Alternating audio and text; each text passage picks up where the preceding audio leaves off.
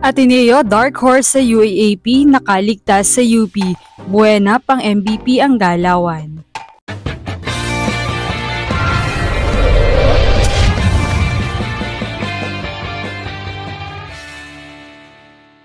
What's up, Volleyball Nation? Welcome back to my YouTube channel. Narito ako para magbigay sa inyo ng updates tungkol sa mundo ng volleyball. Pero bago yan, don't forget to subscribe and hit the notification bell para updated ka sa aking mga videos.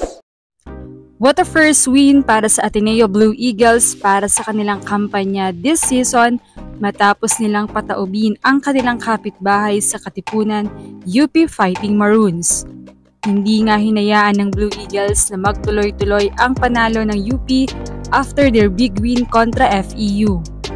Winalis nga ng Ateneo ang UP sa mga scores na 25-18, 25-22 at 25-18.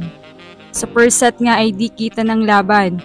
Ginulat naman ni Coach Benson ang manonood dahil sa kanyang starting lineup at hindi ito ang kanyang usual first six. Kaya naman ayon sa mga fans ay tila ina-underestimate nito ang Ateneo.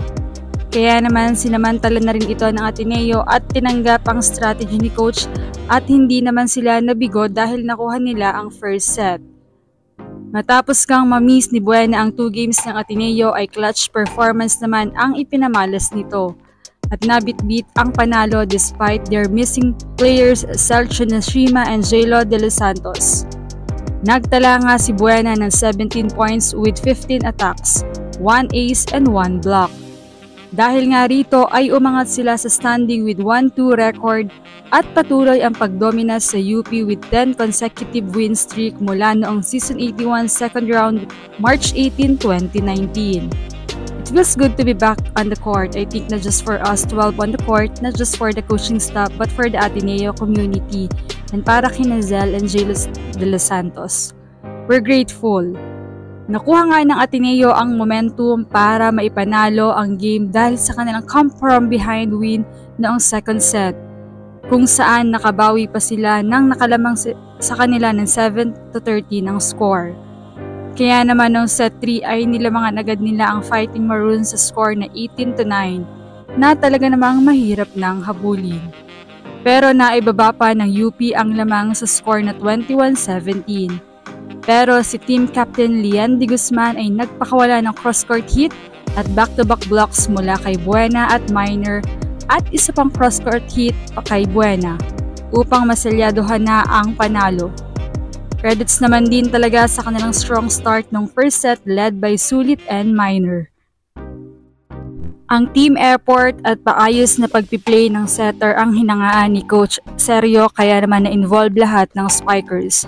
Ganon din ang kanilang service na naging effective dahil nahirapang resibin ng mga UP ang kanilang serves. Lamang naman ang Ateneo sa 6 na department kontra UP. Sa atake 48-30, sa blocks ay 5-3, aces ay 6-5, digs ay 35-25 at sets ay 17-10. Umambag naman si Lian with 14 points, 12 attacks, and 2 aces with 6 excellent digs and 4 excellent receptions. Kasama si Minor with 12 points on 7 attacks, 4 blocks, and 1 ace with 3 excellent digs. Tax with 14 excellent sets and Yugo with 9 excellent digs. Samantala ay kakaharapin naman ng Ateneo ang FEU sa next Sunday. Sa palagay nyo ka-Volleyball Nation, sa performance ng Ateneo ay kaya ba nilang makatalo pa ng ibang malalakas na team? Are they deserving to be in the Final Four? Well, tingnan natin sa mga susunod pa nilang games. Anong masasabi nyo rito? Leave a comment below. Thank you for watching and don't forget to subscribe.